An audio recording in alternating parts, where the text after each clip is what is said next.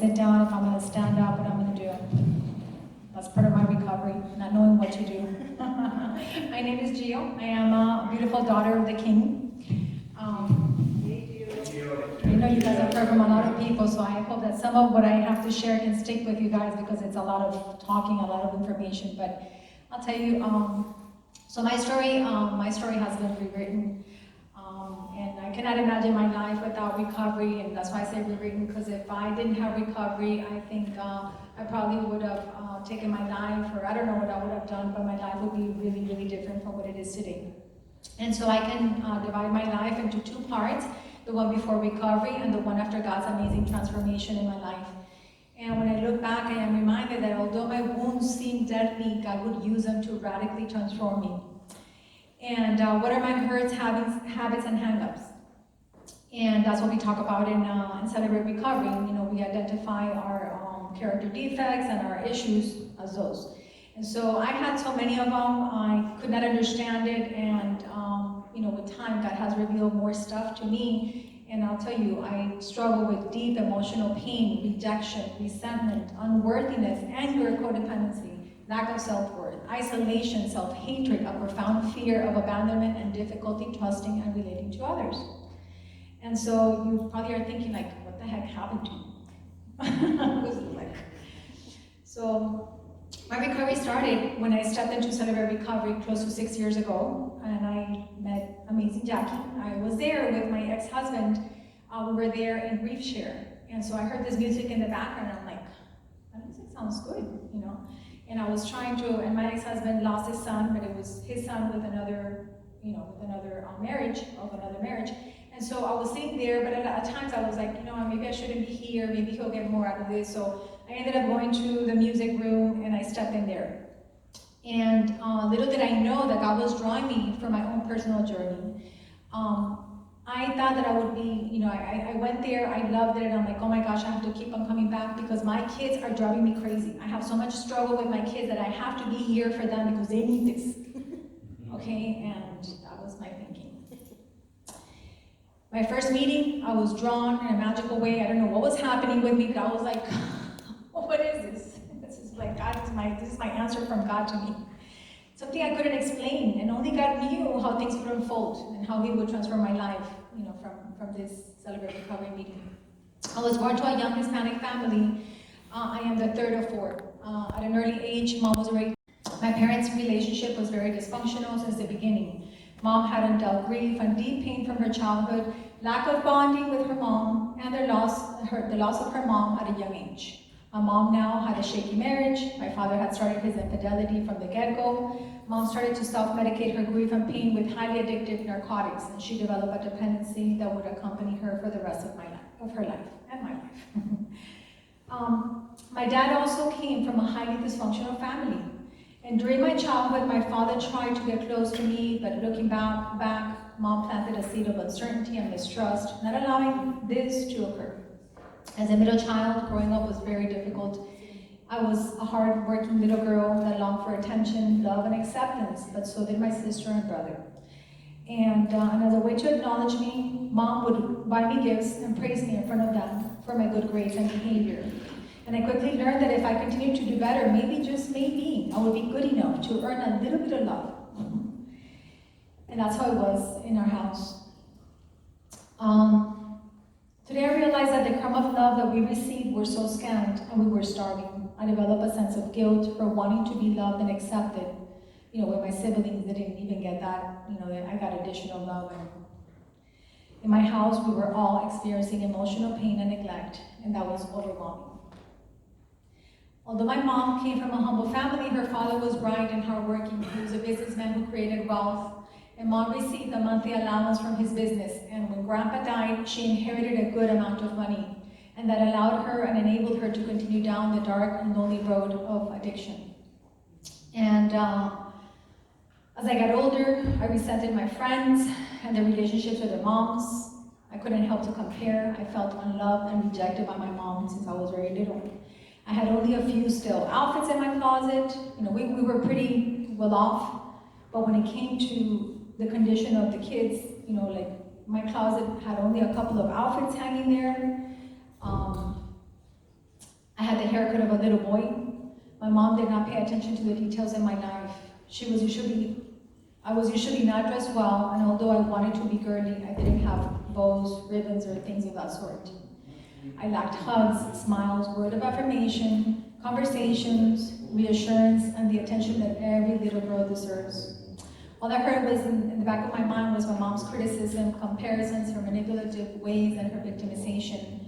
Many times I felt out of place in this world, and I told myself, like, I don't feel good and I don't want to be here. My mom's instability moved us many times during my childhood, robbing us from structure. I had to adapt to change in a drop of a hat. We moved to different countries, experiencing multiple cultures, attending a variety of schools. I struggled with all these changes because I did not have a support system. As I got comfortable in a new zip code, it was time to go. I left my few friends behind. I went to various schools. I went to public, private, religious, bilingual, Spanish only, girls only, co-ed, and British school, among others. At the age of 19, wanting to leave my crazy home, I got pregnant and became a mother. I had my first beautiful daughter. Her father was my high school boyfriend, and he had promised to marry me, but that never took place. When my daughter was born, I felt very lonely and scared. I had no idea how I would be able to take care of a little girl. I had no tools to rear a child. Motherhood has a funny way to show us what's inside of us, and it challenges us to step up in a big way. And I felt in my insides I was empty, and I was terribly inadequate to be a mother. I was paralyzed and numb, not knowing what to do. I didn't know how to bond with my daughter. My levels of stress were so high that I truly don't know how my daughter survived those years. My relationship with my mother was severely damaged. I was broken, and now I had a child. I moved in with her father and his family for over a year, and it was a pretty difficult time. Eventually we separated, and we came here to the United States to start our own journey. And it was an extremely difficult decision. My daughter and I had to make many sacrifices so that I could get an education and provide. I got my GED and surrendered to a life of hard work. I dropped off the baby, or my baby girl, at a daycare at 6 in the morning, picked her up after 7, many days of the week. I felt like I was abandoning her every day. She was always sad. Her pain pierced my heart. I felt a huge sense of guilt, sadness, and fear for my little girl. This was one more reason to hate myself. Later on, I met and started life with a man that I eventually married. He became the father figure to my daughter, and later on, the father to my other 3 children. My life continued to feel empty and meaningless. I chose a man that I felt comfortable with, but next to him, I didn't feel so damaged because he was so much more broken than myself. He had been subjected to an intense physical and emotional abuse by his own father. He struggled in deeper ways that I could ever imagine.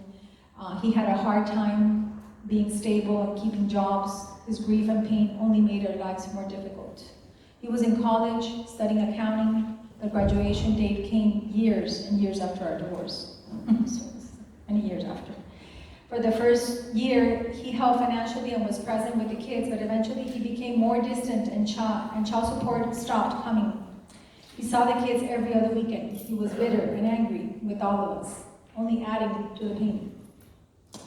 He became very fearful, and control and anger became my drug of choice. I figured that if I had everything under control and showed up angry, things would be better. My kids had a mom that was a good protector and provider. I dealt with all the family affairs, but it came at a really, really high price. I continued losing myself and my ability to express emotions. I was numb and I was disconnected. I didn't know what love, affection, and compassion looked like anymore. I became tough and calloused. I ran a military camp at home, and my life was complicated and full of daily challenges. My heart was hardened. My kids needed my motherly love, softness, kindness, and understanding, but I lost my way.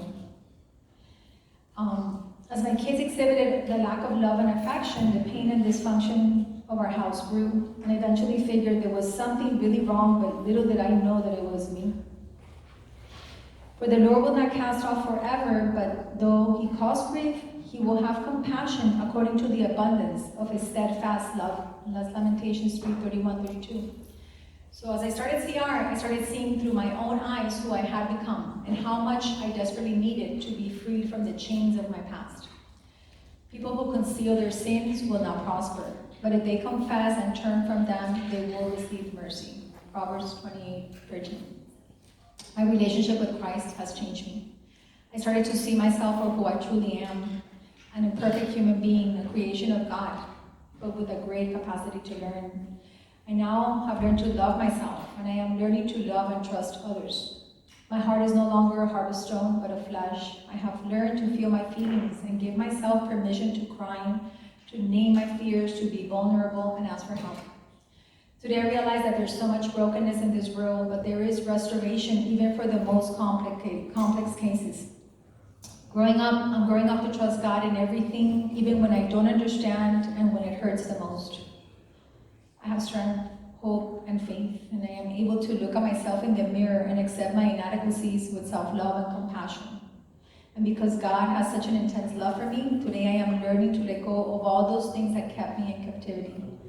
I have learned to treasure God's ways. As Proverbs 8 says, my gifts are better than gold, even the purest gold. My wage is better than sterling silver. I walk in righteousness and paths of justice.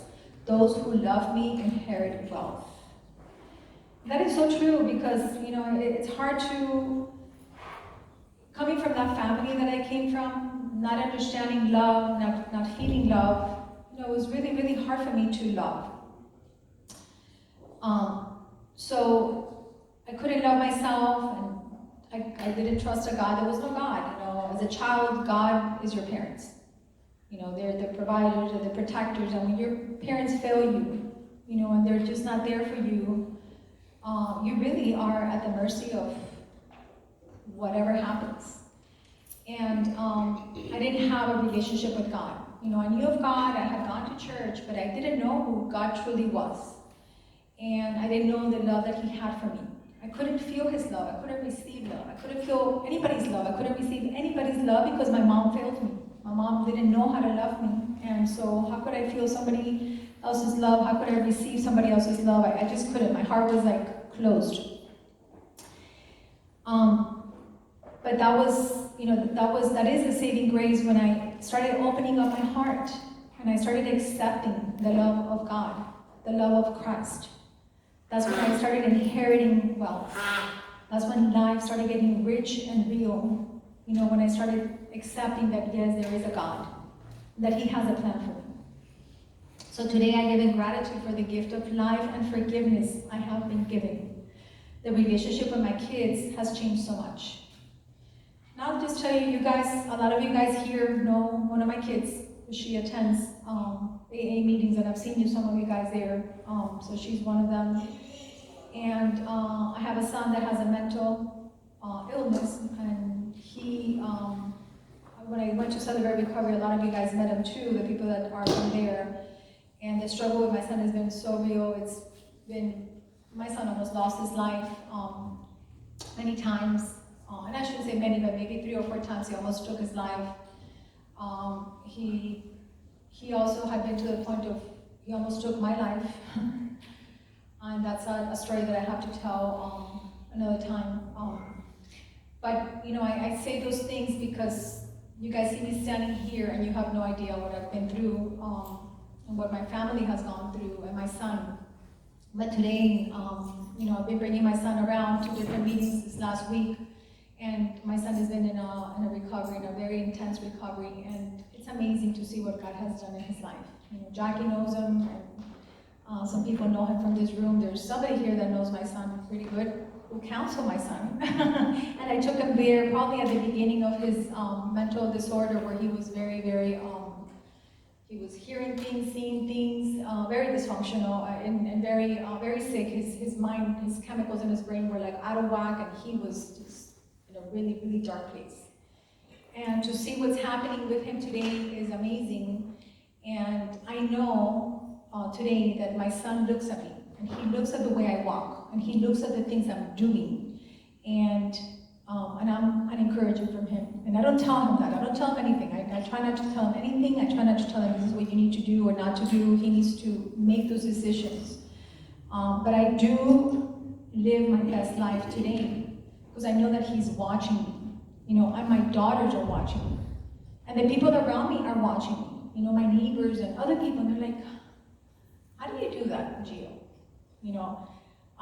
So I constantly know that my life, as much as I don't like to think of it like that, but my life is a living testimony. And if I want to influence anybody, it's just with the way I act.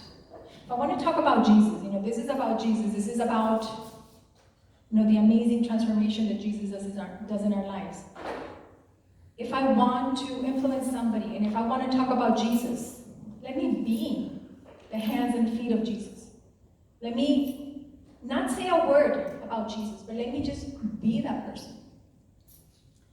A lot of times we don't know, we talk about brotherhood, sisterhood, we're a church, we're in a group, and, we tell the person, trust God. Trust God. God is there. God's going to save you. God's going to help you. You're going to be okay. And, trust God. Are you, God, telling me that I need to be there for that person? Do I need to be your hands and feet? Do I need to hold you by the hand in the moment that you need to trust God? Or do I need to be the one that when you're sick or you're having that panic attack, that I can sit by your side and just be there with you?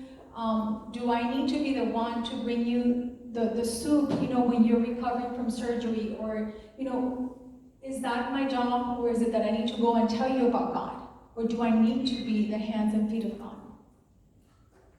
This week, I'm in a group, in a prayer group, and we have a person who suffers with anxiety, and it makes me sad, and it breaks my heart because God showed me something, and he's like, Gio, who am I? And how can this person learn about me? This person has been, maybe like you, isolated, and he, maybe like you, hasn't had the family that he should have had, and maybe like you, he's been rejected, and maybe like you, he has had nobody, to be there. And today, Gio, I want you to go over there and meet with that person and tell him, you're okay. You're okay. You're suffering, but you know what? You're okay. And so a lot of times, we want to be conquerors through Christ. And what is to be a conqueror through Christ? And what is it to be like Christ? And to me, it's been clear to me this week. God's been speaking to me. He's been saying, be my hands and feet. Just be there. Just show up. You don't have to say anything. You don't have to tell anybody anything, because you don't. That's not your job. That's my job. I guide that person's life. I show that person where they have to go and what they have to do, and that's between them and I. But for you, I want you just to show up. Just to be me in that moment, because I'm not there right now, but you are there. The love that you have in your heart, I've placed it there. The spirit that you have is mine. You're a spiritual being. Yes, you're a physical being. Yes, you have a body, but you have my spirit, and you have my nature. So be part of me in that moment.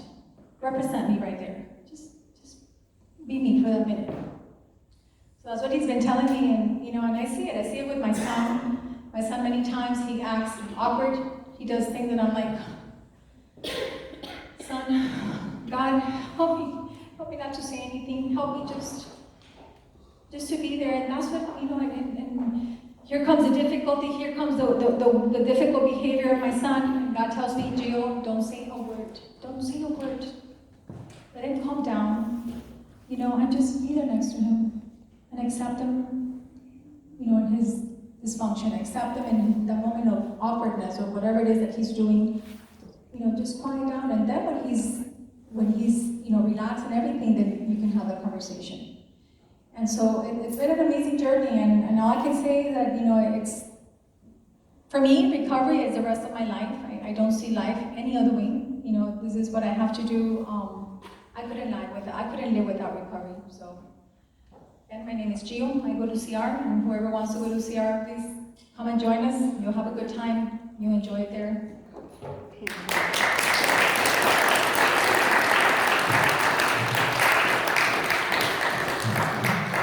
Okay, Gio, thank you so much.